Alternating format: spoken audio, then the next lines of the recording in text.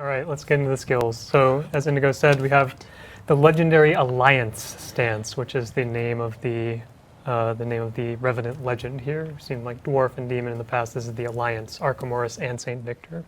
Also, a quick shout out to everyone in the chat who voted for Kurzix being the best, because it's not even close. I can't even imagine the alternative. But basically, the idea of this spec is that you have kind of this dual-sided Alliance stance.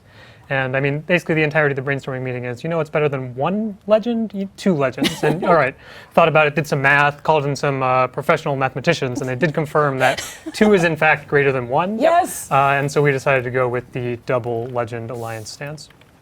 So basically how this works is we're going to see, right now I'm kind of in the Archimorus Luxon side of things.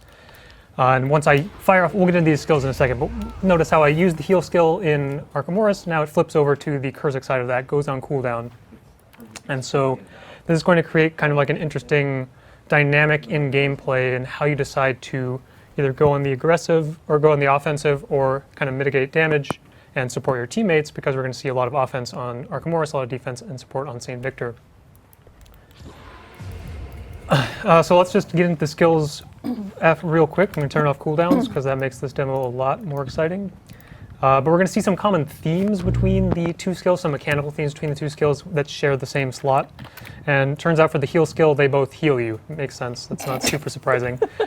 Starting off with Selfless Spirit, which is the Archimorus side here. This is going to be, it's going to be like just a self-heal. It's also going to hit nearby enemies. So another common theme we're going to see both here on Archimorus and as well in the Greatsword kit is that the Vindicator really wants to be in these larger fights. So we see in the past stuff like Shiro and Sword Main Hand are more about isolating a single target and maximizing kind of that assassin-y gameplay and just focusing down a single key target. Whereas we're going to see with Archimorus, we're going to see the Greatsword just more natural, large AoE cleaving attacks.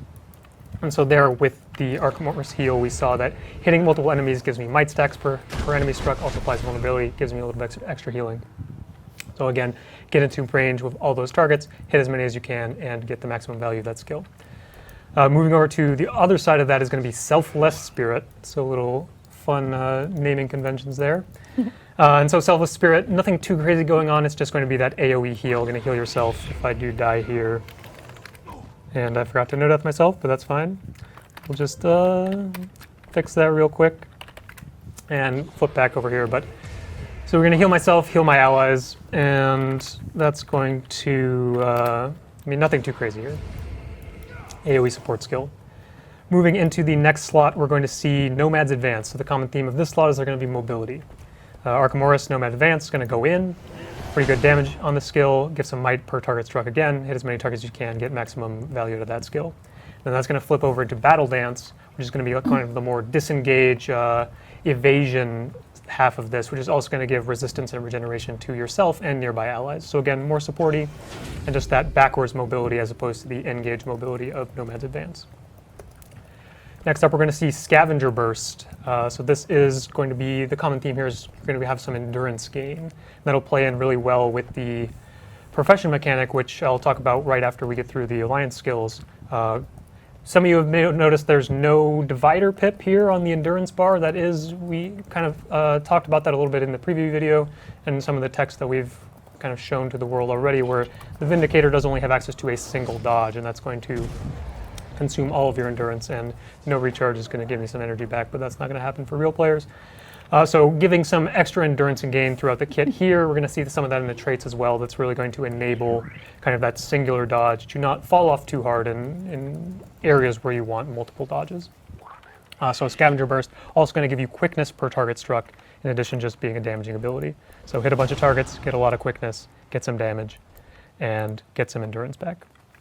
And that's going to flip over onto the Luxon side with Tree Song, or Kurzix side rather, Tree Song. I'm going to walk out now. I can't, Bye. Can't be here anymore. Okay, but do this first. Yeah, we'll get through this real quick. So Tree Song, this is again more that supporty, this ranged ability, similar kind of radius. This is going to give you endurance per ally affected by this, and also per condition. This is a 5 Condi cleanse per ally.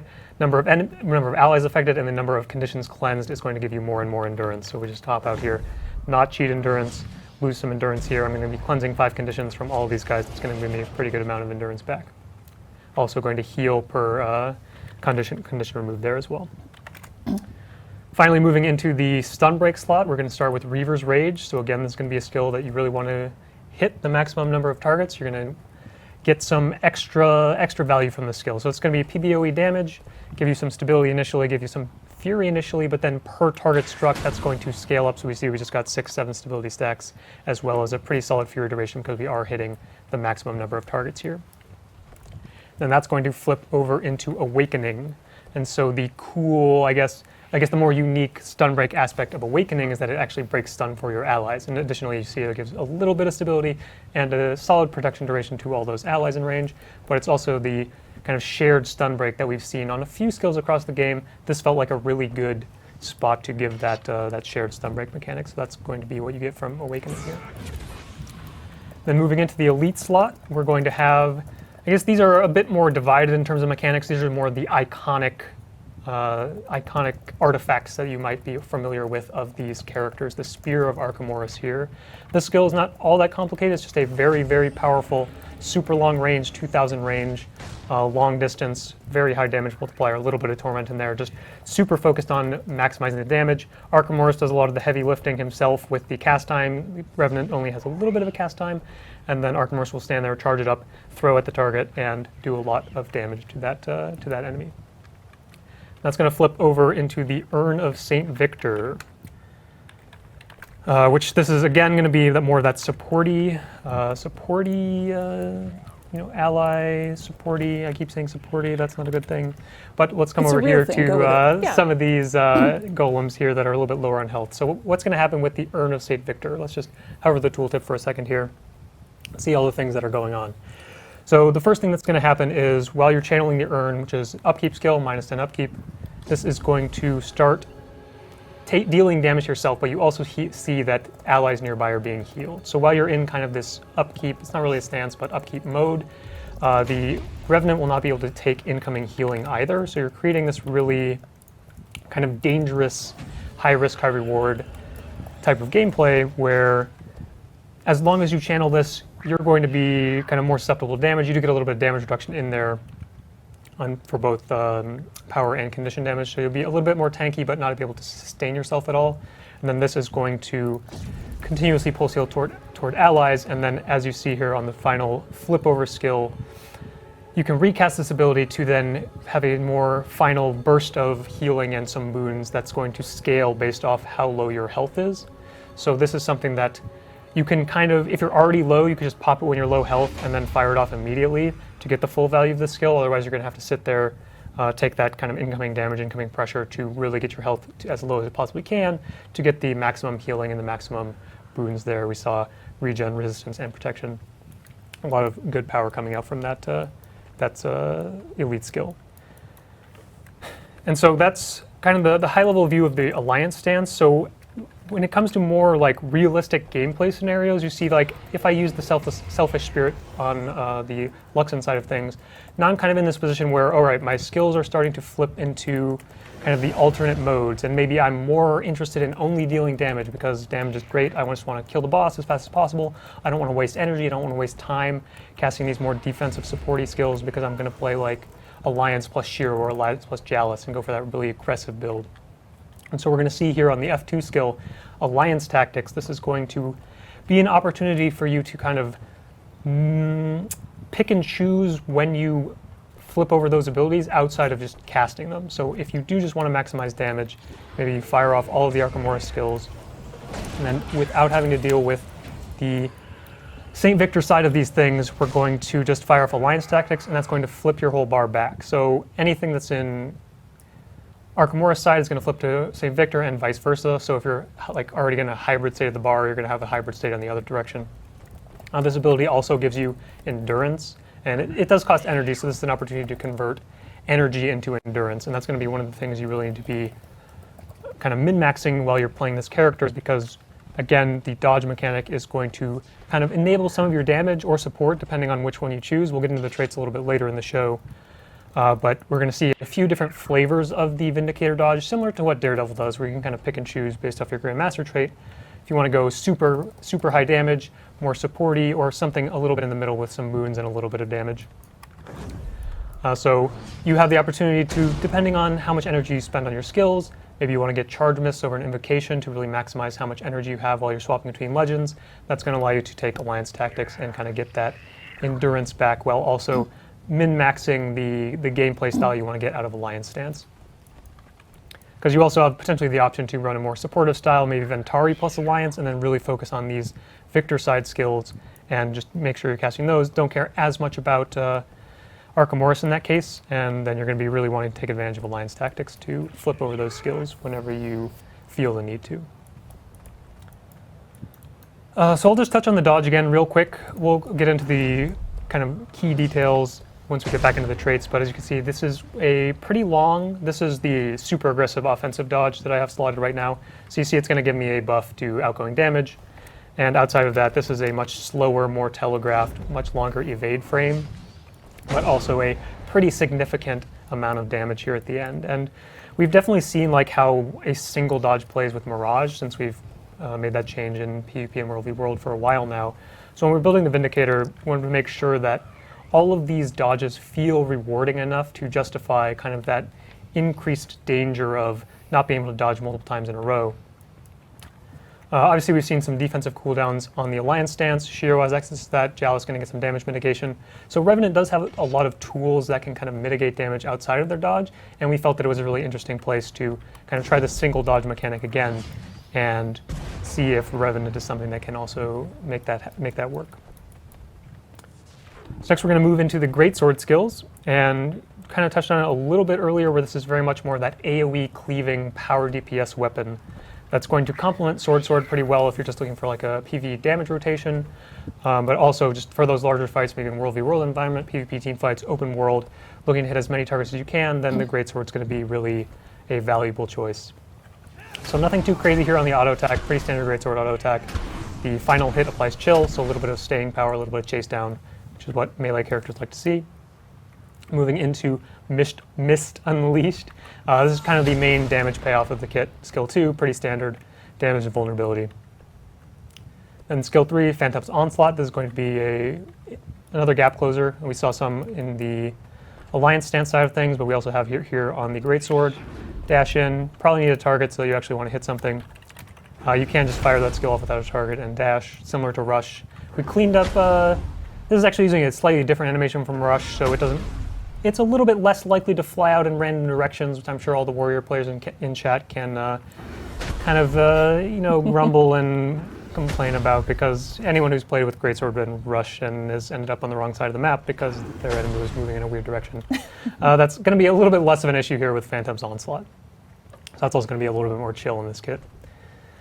Next up, we have Imperial Guards. This is a defensive cooldown here. It's going to be a channel block. And the kind of unique aspect of this is that you see it flips over into, I believe it's called True Strike here. This is just another damaging ability, so you can just kind of double tap this to get a little bit of extra damage in there. That's not going to be ideal because the mechanic of Imperial Guard is that as long as you are blocking attacks, that is going to charge up the damage of True Strike. So we see what is the damage here, about 3k there, but if this golem actually uses, say, rapid fire on me, and I block a lot of incoming blocks, a lot of incoming attacks, that's going to charge up True Strike, and we're going to see, well, I forgot to crit, so huge misplay. But the damage does increase by a pretty significant amount there. And then finally, we're going to get Eternity's Requiem. This is kind of the big, I guess it's another big damaging skill. This one's a little bit more high variance. It's another thing where you're going to want to be surrounded by a large cluster of enemies, because this is going to be kind of similar to skills in the past we've seen with like Meteor Shower, Frostbow 4, there's a little bit of this Lightning Hammer where it's just this large cluster of spawning spells in the area around you. And so it has the similar mechanic of like damage reduction per hit, because we don't want to just, get really unlucky and somehow you got hit by all 24 impacts, which I would be impressed. Send me the VOD. I'll give you a high five or something if you get hit by all 24 hits with this skill. But again, just going to kind of have that same Meteor Shower mechanic. And importantly, that you're going to see that when the Golem uses this skill here, this is going to be a little bit more telegraphed because it's a little bit hard to see all those impacts, right? But here, for all of the enemies, they're going to be able to see that, okay, here's all these damage radii that I need to avoid. So that's just the Greatsword kit, a little bit of mobility, a little bit of defense, a lot of cleaving AoE damage, and that's really all there is to the Vindicator, but it's a very flexible character because of the kind of dual nature of the Alliance stance. You're going to be able to potentially run a few different builds with this character, whether it's pure offense or pure support or the kind of the in-between hybrid. There's a lot of possibilities, so it's going to be really interesting to see like what all you guys do in the beta and when you get your hands on this. All right, I'm back on the Vindicator. I wouldn't necessarily recommend this build. It's just one of the default loadouts for the character that we build internally, but a lot of people complained about, and rightfully so, complained from the first beta live stream where these were all empty trait slots and there was just a bunch of flashing object on the stream, really annoying. So we're fixing that up for this one. Notably, we're going to talk about traits. We're not going to do like a super deep dive. I mean, we'd be here for hours. Probably don't want to do that. Some people want to go home. I mean, eventually. We'll save that for a later date. Like we're gonna run through the traits for sure. I'll talk a little bit about what the goals for these traits are. But we don't want to just talk for hours and hours about individual traits too much. But we will cover everything to make sure that all that information is out there. So starting off with balance. Let's start off with the minor traits. Balance in Discord. This says, gain health and boons when swapping legends, or by using alliance tactics. So that's the F2 skill that we talked about earlier. So every time that I'm swapping legends, pretty standard gameplay for the Revenant. Going to get a little bit of healing in there, and a little bit of regen. So it's a pretty solid sustain trait. And we're going to see kind of, as we touched on earlier, this is very much a more hybrid opportunity for this character to be either that more aggressive or that more sustainy. So we're going to see kind of a mix of both of those things in the traits. Next up we have Empire Divided, Grandmaster damage trait. The power is only going to be applied if you have over 50% health. When you're below that threshold, it's going to give you increased healing power, enable you to sustain back up and get back into that power bonus threshold. Next, I'm actually going to go to the Grandmaster traits because we touched on it a little bit earlier, where these are defining how the dodge works for the Vindicator. Currently, I have the top one equipped, Forerunner of Death. So there's actually a variable amount of endurance depending on how much, or depending on which of these you have equipped. It all kind of looks the same because we just have the one bar, but notably, Forerunner of Death actually increases your endurance pool, so you have 150, a little bit slower to charge because it is this kind of massive damage payoff, which is more exciting to look at if you can see an enemy on my screen. But this also gives you this buff here, Forerunner of Death, which is outgoing strike damage increased. So you're really going to be wanting to maximize endurance enough so that you're able to chain this kind of off cooldown. 15-second duration on this. You want to make sure that you kind of get those chained together so you always have access to that 15-second damage bonus. I'm going to come back to the middle one because that's kind of the in-between. Over here on the bottom we have Saint of Zuhelzer, and this is going to be the more supporty kind of healing dodge option. And so this one actually reduces your max endurance, which is a good thing for this character because now you only have to build up 50 endurance in order to kind of maximize the value, or to fire off these skills again, fire off this dodge again. As we see in the tooltip, this is going to apply barrier, apply healing, and then also give you personally an outgoing healing bonus. So it's going to play well with some of the heals we saw in the Victor side of things, and also very well with Ventaria, where getting access to this healing bonus is going to really enable that support playstyle. And this one also potentially just a very good option for competitive modes because that lower endurance cap is a little bit more easy to, and that's exciting, a little bit easier to upkeep, right? Finally, we're going to move into the middle, Imperial Impact, Vassals of the Empire. This is kind of that more in-between. We're going to see a little bit of damage here, some condition applications, some boon applications, and boon extension. So this character is not really intended to be a boon support, but as you're probably going to be playing with a boon support in your party, this is going to give a little bit of extra value to that composition, in that it's going to extend any of those boons in addition to giving protection and might.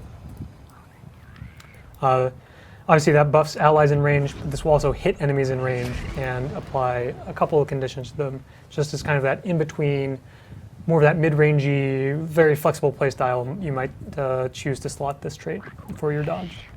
That one's going to keep you at the baseline of 100 endurance. Now we can come back to the adept traits, starting with Leviathan Strength. This one says F2. We should probably change the text so it says Alliance Tactics, Carl. Shout out to Carl. Carl. So Alliance Strength. F2 now refreshes the cooldowns of Alliance utility skills. And this also increases the cooldown of Alliance Tactics itself. And so the value of this skill is that in those cases where you're trying to make maybe that single-sided playstyle of the Alliance stance, where I'm firing off all of my Archimedes skills, all I care about is damage. I'm just firing off my Archimedes skills, firing off my Archimedes skills, firing off my Archimedes skills, and then I'm going to flip Fire Alliance Tactics. That's going to then refresh the cooldown. That's actually bugged on Selfless Spirit. That's cool.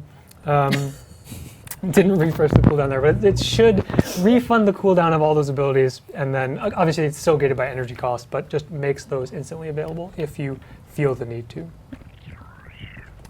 If not, you may choose to go for next Amnesty of Xingje. And so a lot of these trait names actually have a lot of lore tie-ins that are way over my head, so that's cool. I can't talk too much about those, but I know we did a lot of research about, maybe Indigo wants to talk about some of these things.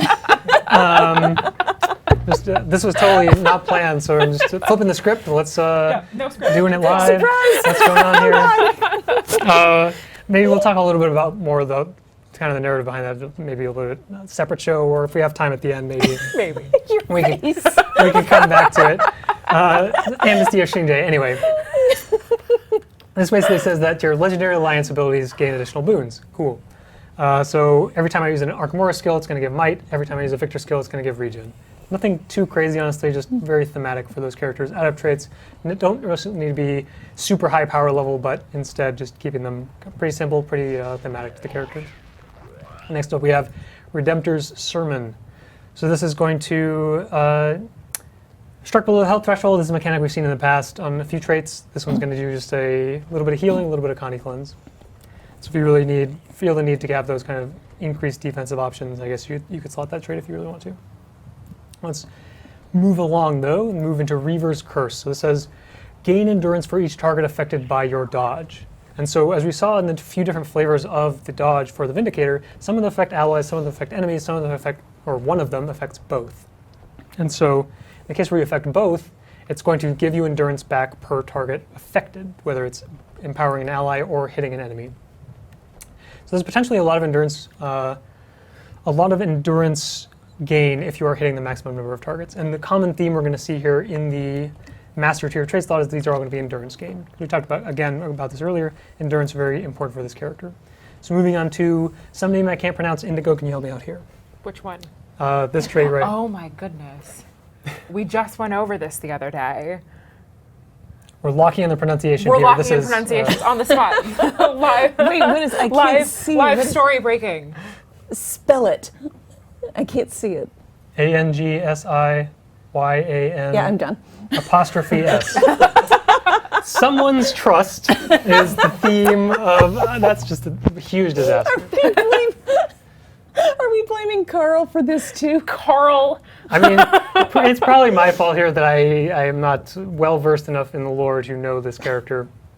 But anyway, if you have the trust of this individual, or hopefully it's an individual, this is going to grant you endurance in an area when you swap legends or when you fire off alliance tactics. So this one's a little bit more of a reliable endurance gain. This one is reliant on being around enemies, being around allies. This one's just going to be value regardless, because you're always going to be swapping legends, you're always going to be activating alliance tactics. Finally, we have Song of Arborium. So this one's going to be increased vigor effectiveness, also going to give you vigor. So we'll actually rush over here into Invocation real quick. Spirit Boon is going to give you vigor when entering Archimedes, and Song of the Mist proc for Archimedes is going to give you endurance per hit, so more endurance, more vigor. And that's going to play really nicely with Song of Arborium, which has increased vigor effectiveness. So this is another different source of endurance generation for this character. That's actually all of them because I already went over the Grandmaster traits, so that's exciting. So that wraps up the Vindicator. That's everything there is to know about the Vindicator.